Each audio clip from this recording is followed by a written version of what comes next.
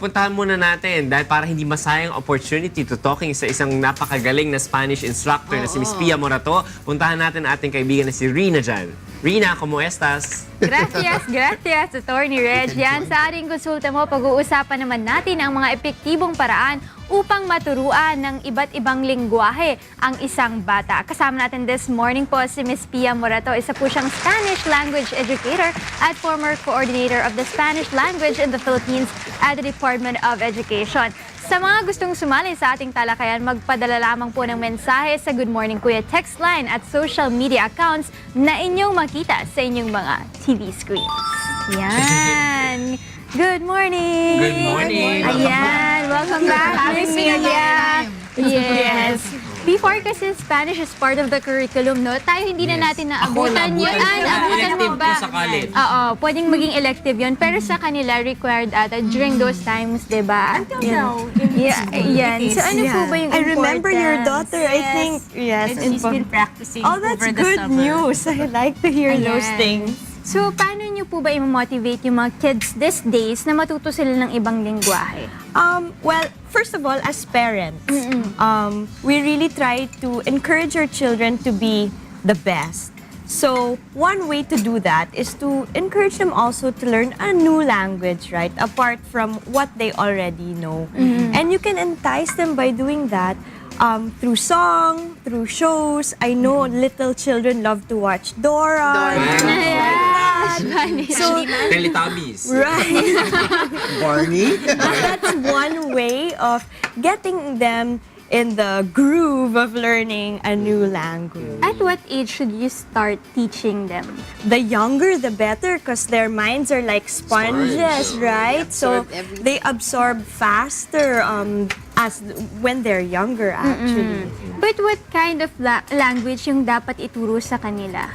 Apart from their mother tongue, because we always start naman with the mother tongue, any language, right? It's, I speak Spanish, but it's good to encourage them to speak other languages, whatever they, you are interested in, let's say as a parent, or another language that you know, or what they may be interested in. For example, my eldest son, believe it or not, he speaks Korean. Wow! I didn't expect that he would like to speak Korean, but I really encourage him, and I feel so proud because, like in the airport, for example, I just caught him speaking to other people in Korean. So of course, it makes a mother feel Pia, proud. paano naman yung mga yung mga house help na tinuturuan yung kanilang mga anak-anak ng mga Bisaya, ganyan, Cebuano.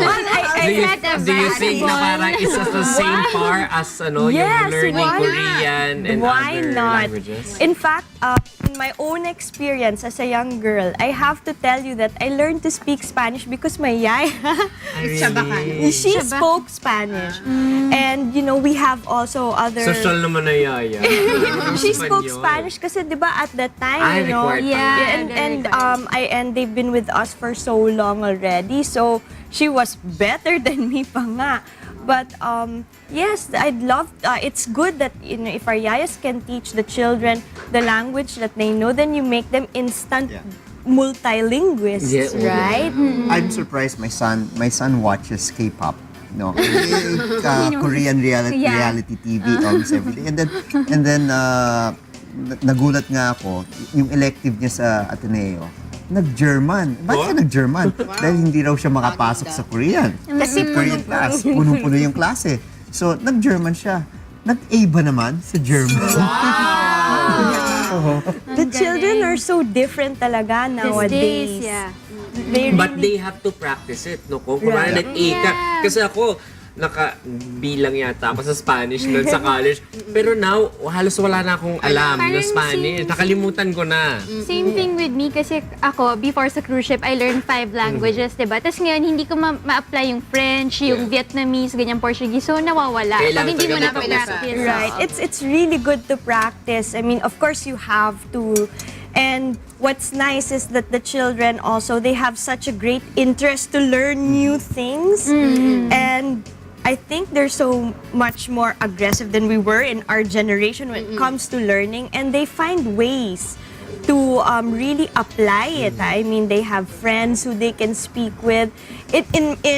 my case, for example, I learned some Korean words from my own Son.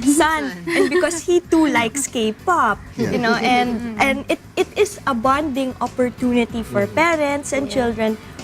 A language, I mean, when you learn a language, it can be a bonding opportunity for parents and children as well. Yan. Eh ano naman po yung yung benefit? Kunwari, lumaki ka na marunong ka ng isang foreign language, na multilingual ka. Kasi meron bang mga mapapasukan na mga jobs dito na will give you more money because of that skill? Yes, definitely. I mean, you have Miss Rina on board, and she speaks 5 languages, and she's a multilingualist, right? And I'm so excited to always talk about these things and to be here again in your show because, yes, there are so many employment opportunities when you're able to speak another language. And as I have said before, it's no longer a luxury, but a necessity because it makes you employable, not just in our country, but internationally. And then it's also a plus point kasi parang makaka-build ka ng rapport sa boss mo. For example, kung Korean siya, diba? And then you can speak Korean language, Right, diba? that's right. You'll be able to talk to Yes, him, diba? and the world is getting smaller as we know, like social media also makes everything so accessible. You make friends in different parts of the world, so it makes the building of bridges much easier. And you can practice more, And then you diba? can practice Pwede ka more. mag-Skype call with a Spanish friend. You can share your culture and you can learn about other people's culture as well. Ayan. Miss Pia, saan po kayo matatagpuan pag gusto po nilang paturuan yung mga kids nila sa inyo? Okay, I can give you my email address, but I also have a number. Ay, sure. Okay, go If it's ahead. okay, if you want to learn, you can call this number. It's actually a learning hub. So it's 583-9618. You can call and inquire about Spanish languages, and they'll get back to me. And Where You is also your do- center? I'm sorry. Your center, where is it located? This is in Quezon City along Pia Morato Avenue. Ay, lapit lang. But you also do home service, like for example, they want you to go to their house na Yes. tutors, mga ganon. Yes, also. But sometimes that's so hard for me because there's so many. So it would be nice to bring everybody in one place. I guess you'll also be making new friends. And they can practice with And you each can other. practice Yes, with each that's other. right. That's In true. school, yan. That's true. Thank you so much, Miss Pia Morato. Isa po siyang Spanish language educator and former coordinator of the Spanish language in the Philippines Edu Department of Education. Thank you so much, ma'am. Thank you so much. Vamos a la comer, tama ba? Vamos a comer. Vamos a comer. Kumain tayo. No habla español. Thank you.